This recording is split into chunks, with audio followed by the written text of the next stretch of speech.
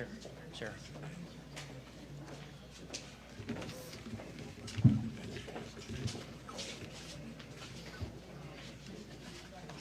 Y'all get in tight. Y'all get in tight. Tight shot. Thumbs up, thumbs up, thumbs up. WIS? Good, okay. Jake? That's Exhibit A right there.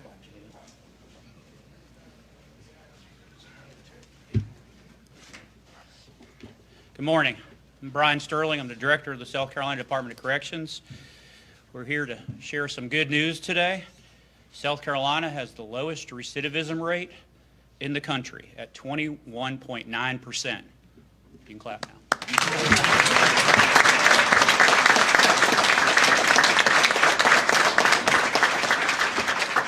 Recidivism is measured after inmates have time to rebuild their lives after release. If they remain out of prison for 3 years, they are considered a success. Last year, we were tied with Virginia. This year, we're even lower. We've got hard work to do here, and we've been doing hard work. When I first took over, the governor at the time told me that folks come to prison and leave. A lot of y'all who follow me on social media see the hashtag 855and you. 85% of the folks that come to prison are out in under 5 years, and they're back out amongst us in the community. So we want to make them better and give them the opportunities to better themselves and not come back to prison. And that's exactly what we're doing at the South Carolina Department of Corrections. Much to the credit of the folks standing up here. We've got our wardens over here. We have our cabinet agencies. We've got public-private partnerships. This is a Herculean effort by the state of South Carolina to make sure that people, when they come to prison, they don't return. When I first took over at the department, I went down to see the bus stop. A lot of y'all remember the Greyhound bus stop where we used to release the folks leaving prison. I wasn't really thrilled, as Miss Staley can remember, I don't know where she is, but with what I saw. I saw people leaving in prison uniforms. All we did was take the stripe off, and they were just given a bag and a little bit of money and said, good luck. Now we have housing, employment opportunities, family support, documentation, and services. Behind me, so that was in 2013, that was October of 2013. A year later, we created the first reentry program at Manning, brought the folks here for a few months, 6 months, released them on with job skills, employment, work keys, documents, soft skills, how to interview, and a simple thing as how to explain incarceration, because we all know that's going to come up.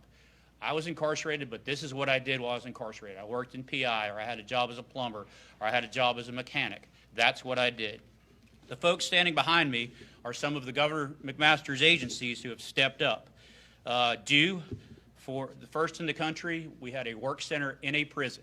So our department employee workforce was in the prison. Ms. Richardson right there has been a key aspect of this and been helping people here at Manning. DMV, simple things as identification, driver's license. We know we can't function without those. DEOTAS for drug treatment. We got DHEC for birth certificates. We have SC Thrive, which helps us with benefits. Voc Rehab, Catholic Charities. Where's Michael? There he is. Catholic Charities helps with housing because we know they're going to need housing when they leave. In 2016, Ms. Staley, who is retired from SCDC, came. Now she's replaced by, where's Jake? Oh, there he is, okay. By Jake, who just became the deputy director, no longer interim, was renamed Manning Reentry Center because that's what we were doing here. A key component of this was with the General Assembly. We obviously need funding and resources to do this. The General Assembly has given us over the years $4.17 million for reentry. For every point we go down, we have 92 less people that come to us. So since 2010, we have gone down from about 33% to the 21.9%, so about 11 points. That's 92 people. For every 92 people, that's $6 million in taxpayer money. If we had 92 people over 10 years or 11 years, that would be another level 2 or level 3 prison. That would be a lot more people that we have here at the department. You're seeing the success of the public-private partnerships. You're seeing the success of the folks that are behind me. If you have a loved one that's incarcerated, please ask them to get involved in these programs. We have it at every level now. We've got a 2-year reentry program. for our level 3, our maximum security folks, close custody folks. We have a program for our medium custody folks, and we have one for our level 1s. We are also doing a change of where we house people. So there's going to be a lot more opportunities. We've changed our classification system, a lot more opportunities for jobs and things of that nature. We've got people that hire folks up here that are going to talk. If you're a business, please consider hiring someone. Please consider giving a second chance. This success is not based on what we're just doing here at SCDC. This success is the legislature, Governor McMaster with his support. We've got private industry. We also have sentencing reform. All those things have led us to be the most successful in reentry in the country. Now, Governor McMaster, if you'd like to say a few words. Thank you. Thank you, Director Sterling.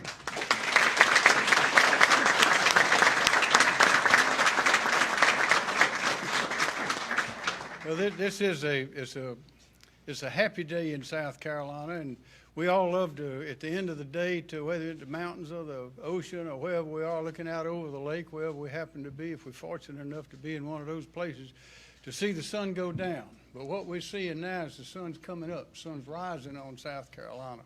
Over the years, we've been first on a lot of great things. And this kind of vision that is reflected here today, and all of these people, this great team that includes public, private, all across the board, represents the great strength of South Carolina. This takes vision, it takes understanding, and it takes a belief that there's some people who end up behind the wire that have gone off the road to prosperity, have fallen off, but that can get back on, that want to get back on if they're given the opportunity and the tools. I've always said that South Carolina's got talent. We watch these shows on TV, so-and-so's got talent. I believe South Carolina's got more talent than anybody. But there's some that have lost their way that we can help. There's some it's very difficult to help, almost impossible.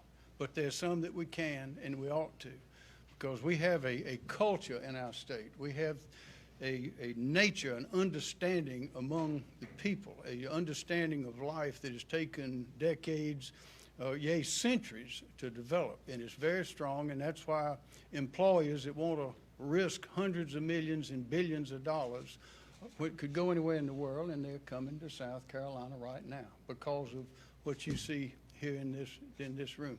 So, Director Sterling, a big thank you, congratulations on behalf of 5.2 proud, happy South Carolinians. We're going straight to the top, and we appreciate it. Thank you.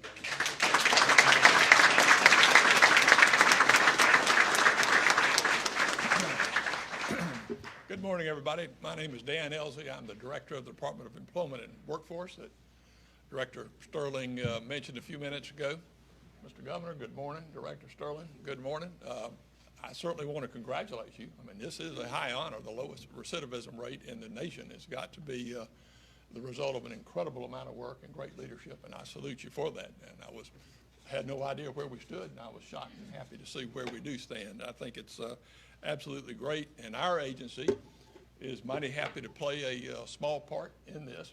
We've been involved with our program is called Second Chance, where we start working with inmates about 90 days before they get out. We have caseworkers who report to work in the prisons every day. That's where their offices are. And they work with inmates, getting them ready to get out, getting them ready to get a job, working on resumes, letters to employers, how to explain incarceration, doing mock interviews and that sort of thing to help them as much as we can to get out. During that time, well, we started Manning here in 2014, and then we went over to Camille Griffin Graham, the women's facility, in 2017. About 2,300 people have been through the program. And I'm happy to say that the success rate for people who got out, got a job, is 71%. 71%.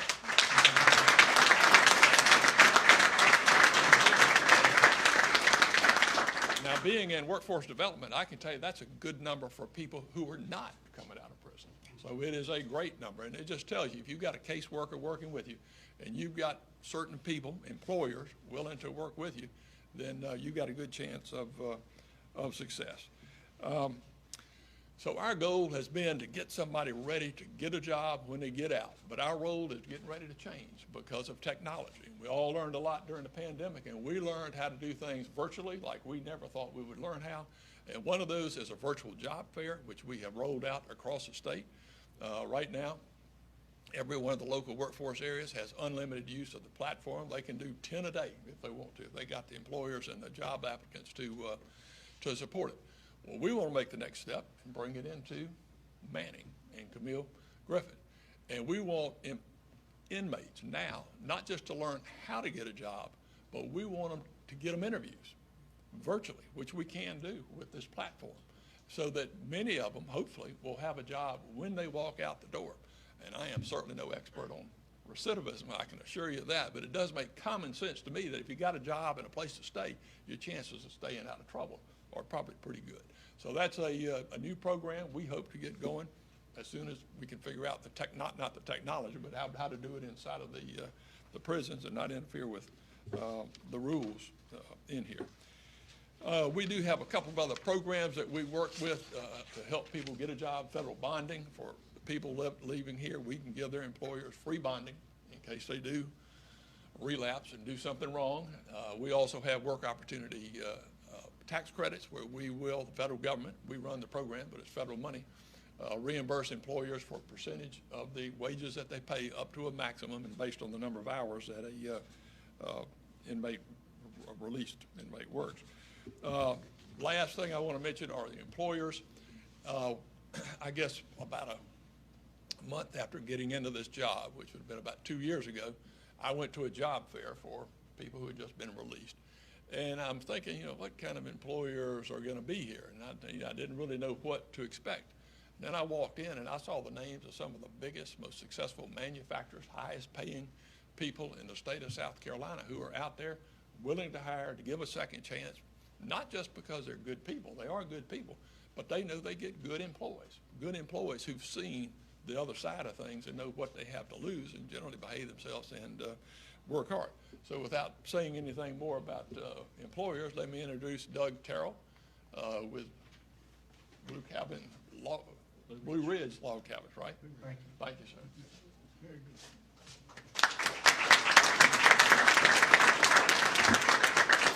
Good morning. Thank you. We're excited to be here this morning and be a part of this. I was asked to come and speak about our relationship with the Livesay Correctional Facility in Spartanburg. My name again is Doug Terrell. I'm Vice President of Manufacturing with Blue Ridge Log Cabins.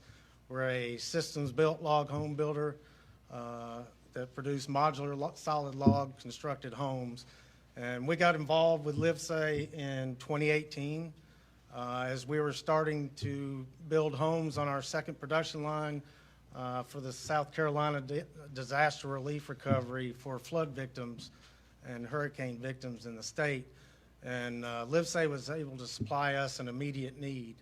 And I want to thank also George Dodkin, the warden, and his team for creating such a streamlined process. The hiring process was very simple and easy. We were able to come in and conduct interviews because we do have skilled trades that we're hiring for. And we employed up to 14 people at a time from Livesay. And I'm proud to say that we have employees through that program that we used up until the pandemic that still work for us today, that paroled out and came to work for us. We found the workers to be dedicated, hardworking, and they look to accomplish the goals that we set forth in our production facility. And so it's been a great relationship for us, and appreciate our time to speak today. Thank you. Thank you very much.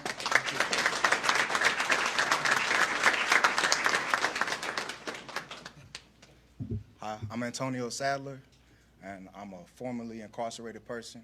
I did 10 years in the South Carolina Department of Corrections. I did 5 of those years right here in Manning. I took classes and facilitated classes in this very building, in this classroom.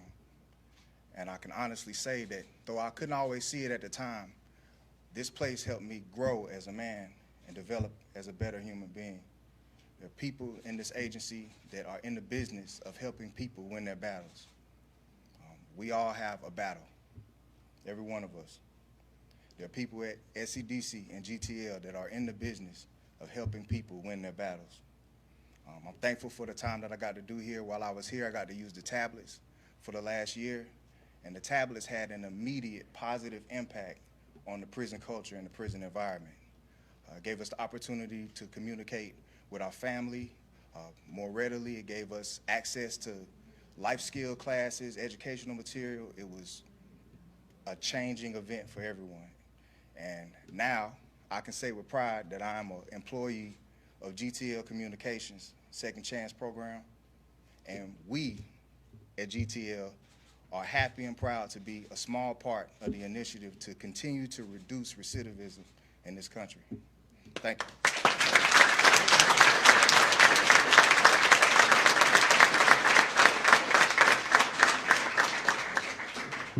Good morning, everyone. My name's Gilbert Grimble, and I work with Catholic Charities of the Midlands through the Diocese of Charleston. And we were blessed to have the opportunity to partner with the Department of Corrections in 2016. Actually, the relationship started just as they started creating the program. But when I came on in 2016, I had the opportunity to work with and meet directly with Nina Walker Staley, who was the then warden of Manning. That relationship was cemented from a prior relationship that we had, but this was an opportunity for us to come in through Catholic Charities to create a program called Renew and Esther's Journey. Renew provides supports to the men right here at Manning, and Esther's Journey was initiated at Camille Grimm, and what our focus was, looking at what was not being done. As you see, great partners. You had great partners already connected to the Department of Corrections to address the need of recidivism.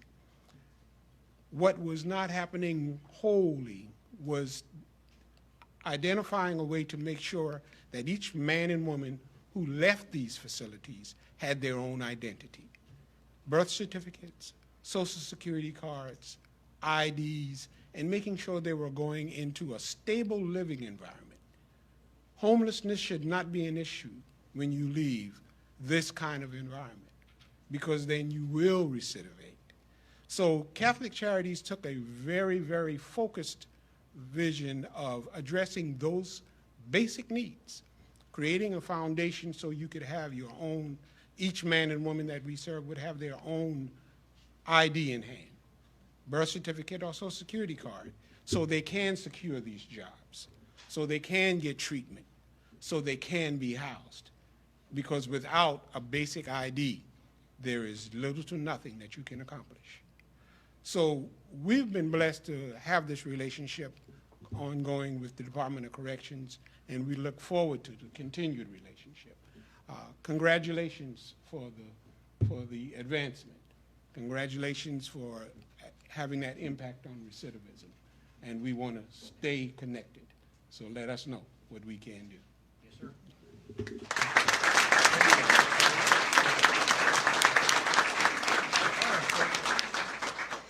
Good morning. My name is Sarah Goldsby. I'm the director at the Department of Alcohol and Other Drug Abuse Services. And on behalf of the whole agency, it is such an honor to celebrate today with the Department of Corrections. We have a program with medications and peer support specialists that is probably our favorite program at the agency, where we have the privilege of working directly with the inmates to train them and to certify them as peer support specialists, folks in long-term recovery from substance use disorders who have a skill set and a professional level to assist others who are ambivalent or uncertain or entering recovery themselves. And this work goes on here at the prison, and by the end of this month, we will have over 100 certified peer support specialists. So very excited.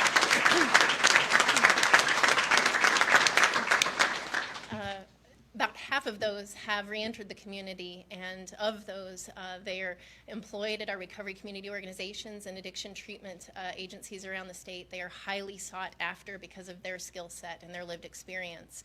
And along with that, we have been offering and will continue to offer those medications to inmates here who are re-entering the community when they're medically eligible and when they're interested. We have the medications that help prevent them from returning to drugs and alcohol when they leave the prison safety net. And so we just continue to love this work that we get to do with you, and looking forward to a bright future. Thank you.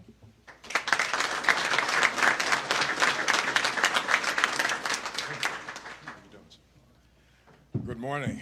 I'm Dwight James. I'm with Reemerge. We are a reentry services program sponsored by the U.S. Department of Commerce and the Minority Business Development Agency. I want to thank Diane Sumter, who's somewhere in the room, with DISA Inc., who convinced me to come on board a little more than a year ago to work with this particular effort. It's been life-changing.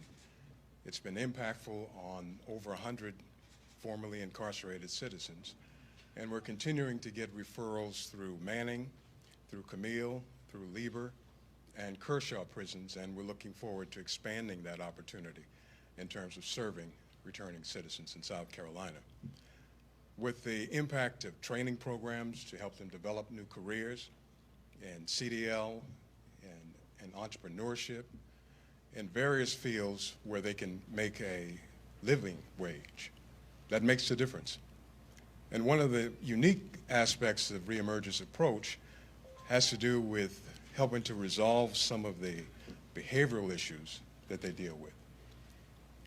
We not only deal with or work with the returning citizen, but we also loop into that spectrum the family that they have left, the close community members that they've left, and help them to reintegrate and truly return home.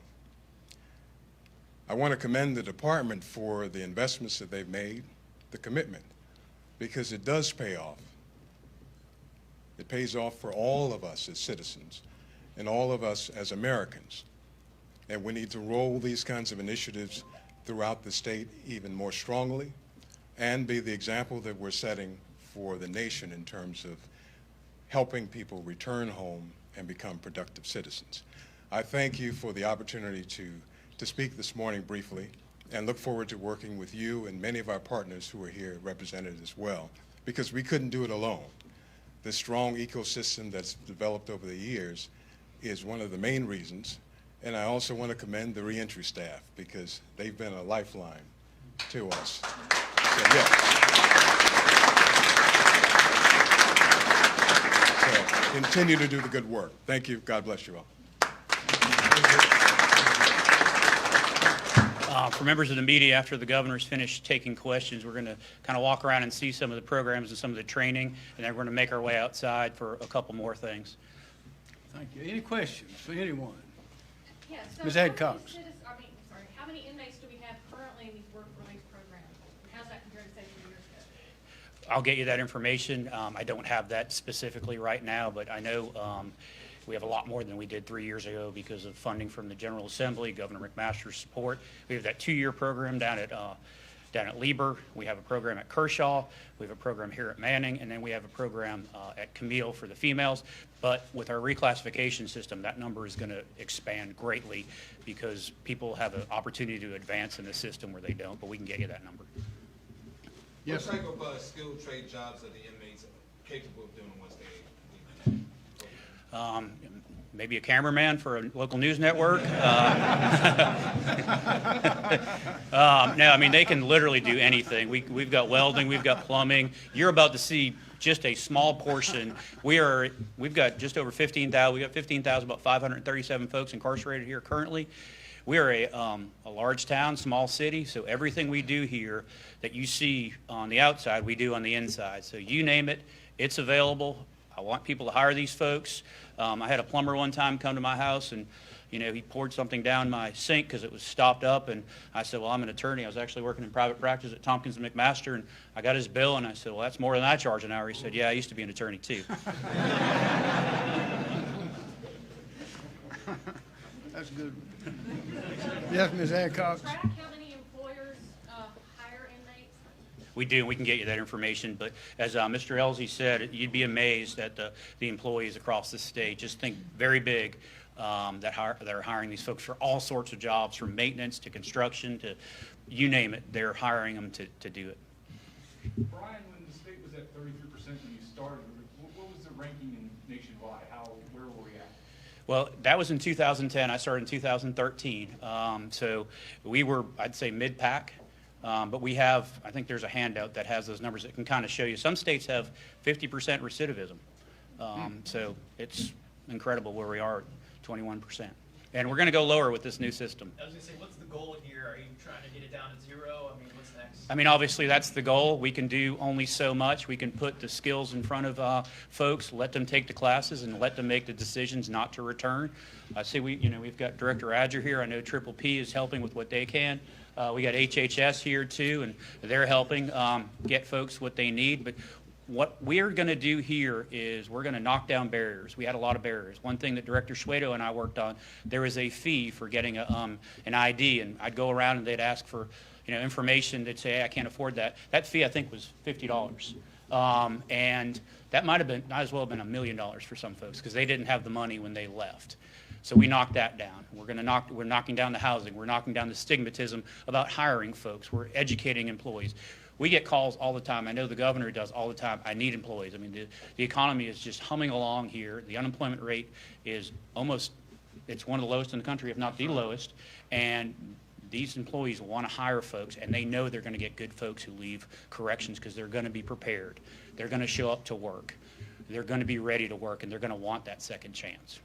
What portion of the prison population has access to this sort of program, or all these programs? So anybody, right now, the way it works is at Lieber Correctional, anybody that is within 2 years of leaving, they get it at level 3. 6 months is level 2, 6 months is here. But we're getting ready to change all that with our new classification system, where they're going to come here for 6 months from just say a level 1, and then they're going to go to a work camp and have jobs and things of that nature. Level 2 will go to Kershaw Correctional for 6 months, and then their last 18 months, they're going to go to a prison industry, which has the lowest recidivism rate of all the things we track, and work there and then leave. So anybody that's leaving will have access to these programs.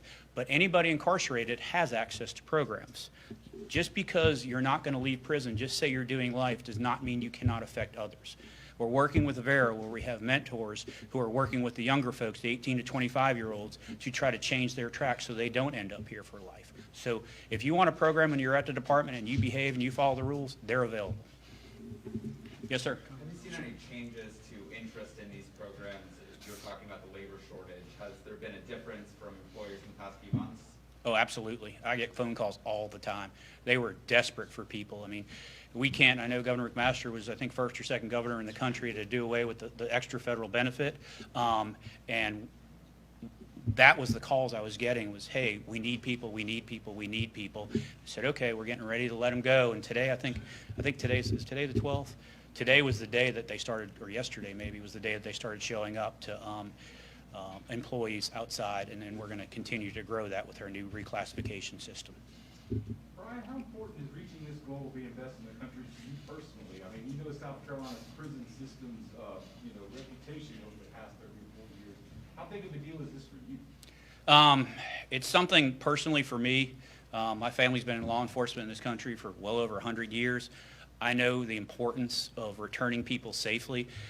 When I go and talk to Rotaries or other people, the way I sell this to folks is, who do you want sitting next to your loved one?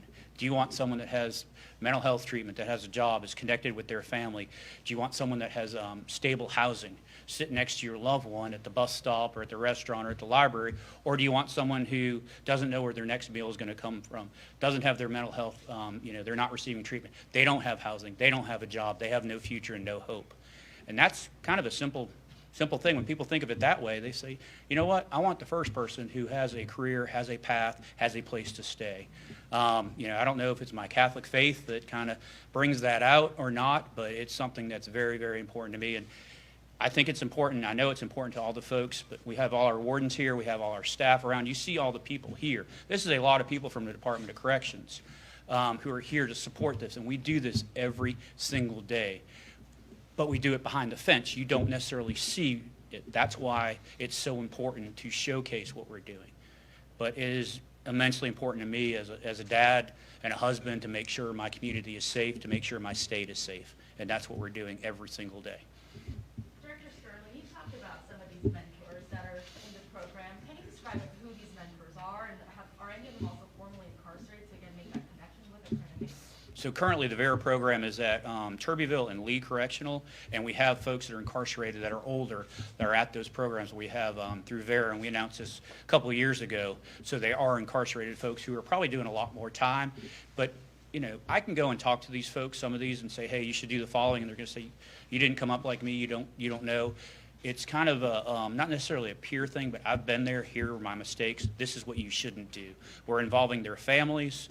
We're doing everything we can to make sure that folks return successfully. We've got clothing closets. Again, I was appalled at what I saw with people leaving in our uniforms. As a state, we can do better. As we know, when we drive around South Carolina, we see church steeples everywhere. Charleston's called the Holy City for a reason. Greenville, you know, we have a lot of churches up there. The churches are involved, but I think this is what the citizens of South Carolina would want, is when folks return, they return successfully and safely. Talk a little bit about what this means for communities to have these guys reintegrated into society and being productive, not back on the streets committing more crimes and having hope. So, I mean, I can start from a law enforcement perspective. There's not going to be as many interactions. Then you go to the courts. There's not going to be that court time, that court money. And then coming back to prison, as I said, if it was, every point is 92 a year, so, you know, 11 years or so, we're at another prison. Think of having a family member just disappear for 4 or 5 years. Our average sentence, I think, is 4.9 years. So on a more granular level, I see it with my children. They'll be home to read to their kids. They'll be home to mentor their kids. They'll be home to take care of their families. That means that that generation then will go out and do the right thing, as opposed to, you know, maybe having an absent parent, which we see. And we try to connect them as much as you can, but there's nothing like being there in person to try to raise your children and raise your family. And then it goes to the community, where the community is safer, where people are paying taxes. They're working hard. They're, you know, paying for their debt to society, and they're done doing that, and then they're just going to be productive members of society. I'm not sure I can capture in words how important it is to return someone safely. There's just so many aspects, and it just touches so many things in society. Can you talk briefly about what the money from the General Assembly actually did? I mean, went to specifically. I can, but I'm smart enough to know the governor wants to say something, so I'm going to let him talk. Jerry actually had a director of probation, pardon, and parole has an answer to someone's question a little while ago to amplify what Director Sterling said. Well, I'm not sure about the question, but I can tell you, I want to congratulate Brian Sterling and all of the leadership here at SCDC. Let me just say this, at Triple P, we're joined at the hips. When I came on board, I realized, and there was this discussion about getting people out of the prison system. And I immediately started talking about what does that do for us in terms of supervision. And so as we reduced the prison population, we immediately started to raise the thoughts about how do we supervise folks that are coming out of the system? How do we make sure that our agents are prepared to make sure that they don't recidivate? So in Triple P, we're doing everything that we can to make sure that these numbers continue in the right direction. Because at the end of the day, my supervision agents have to be trained to know what to do and how to meet people where they are. So what we're doing at Triple P to make sure that this continues is that we're looking at specialized caseloads. We're looking at training people on mental health, training people on anger management, training people on how to make the right referrals so that the folks that are coming out, their needs are being met, and we just don't have somebody on our caseload that we're just trying to get off of, that we're actually making immediate impact and making sure that we prepare folks to be productive citizens. So I'm not sure if that answered the question, but I'm not going anywhere, and I'll certainly answer any question that you have. Thank you. Thank you. So the 4.17 or 4.19, I mean, if you think about it, we're able to open up the 2-year reentry program for our maximum security folks, and those are our most challenging folks. Obviously, they've been out of society for a long time.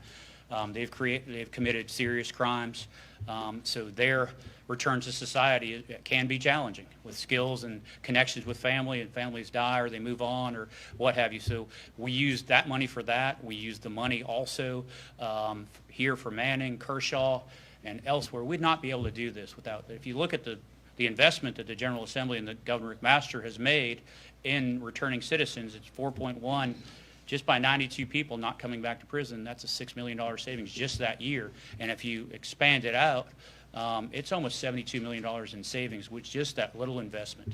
If I would, Do you have a request to the legislature for how you could expand that further? we always have requests for the legislature. Any more questions? One last question for me. Yes, sir. Once an individual has successfully entered the program and, got a job, do you guys keep track of them later on down the line? So Director Elsie mentioned that number. I think it was 72%? 71% 70 success rate. 71% success rate through the Manning program, and we are tracking others also. But the biggest indicator is our recidivism rate, which is the lowest in the country. So that's To add on to that, when they leave, they all have an assigned person within our agency that stays in touch with them, helps them work through problems, and helps them find other employment if I they could so choose. just So tell we- it. Go ahead. Sorry. Go ahead. So we do stay in touch with them. And we have a person at DMV that does the same thing. We had a thing that sticks in my mind where Miss Staley, people that were incarcerated used to not be able to come back and call us for help. And it just didn't make much sense to me. So we are still a resource for them. We had a guy at DMV who he was having a moment, as sometimes we can at DMV. No way. No way. And he was on parole or he was on probation, just left prison, and if he had an interaction with law enforcement, he probably would have come back to prison.